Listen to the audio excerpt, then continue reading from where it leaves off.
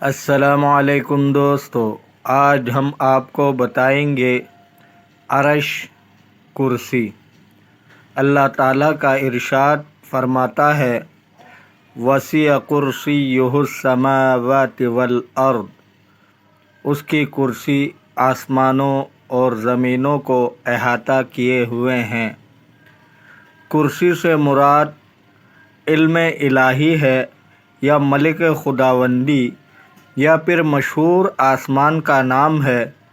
हज़रत अली रज़ियल्लाहु अन्हु से मरवी है कि कुर्सी एक मोती है जिसकी लंबाई अल्लाह ताला के सिवा कोई नहीं जानता।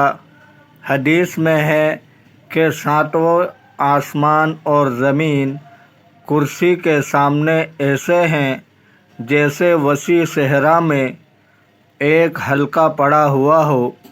मज़ीद फरमाया कि आसमान कुर्सी में है और कुर्सी अर्श इलाही के सामने है।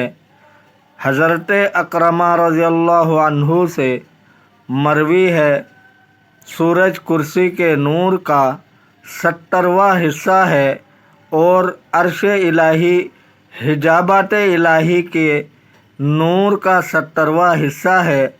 मरवी है कि अर्श और कुर्सी के उठाने वाले फ़रिश्तों के माबैन 70,000 नूर के और 70,000 ज़ुल्मत के पर्दे हाइल है।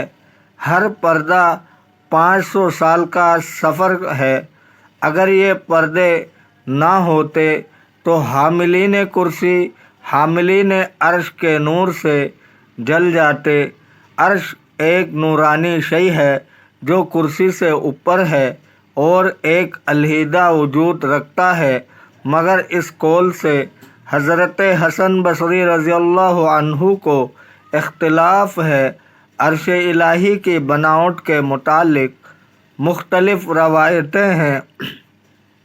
बाज़ कहते हैं सुर्ख याकूत का है या सब्ज़ मोती का है। बाज़ की राय है कि सफ़ेद मोती से बनाया गया है। अल्लाह ताला ही उसकी हकीकत को बेहतर जानता है।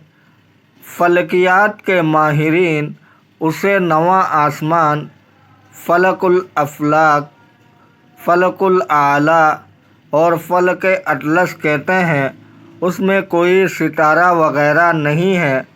कदीम है बरदानों के बकौल तमाम सितारे 8वीं आसमान में हैं, जिसको वो फ़लकुल बुरूज और अहले शरा कुर्सी कहते हैं। अर्श इलाही मखलूक़ात की छत है। कोई चीज़ उसके दायरे से बाहर नहीं निकल सकती। वो बंदों के इल्म व इदराक और मतलूब की इंतहा है। अल्लाह ताला ने उसे अज़ीम करार दिया है।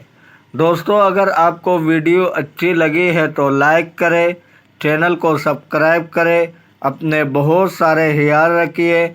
मिलते हैं अगले वीडियो में। अल्लाह हाफिज़।